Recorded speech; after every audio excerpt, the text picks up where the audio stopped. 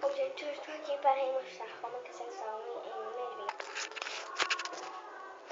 Você precisa de um potinho de água, um detergente e um sal. Um potinho com água, tu põe o detergente e bota. Pega lá um pouco de sal e bota sua mãe começa a fazer assim. Espere um pouquinho.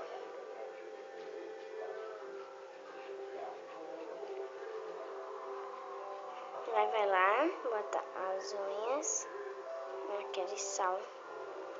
Daí o sal vai ficar molhadinho. Vou botar ele de volta.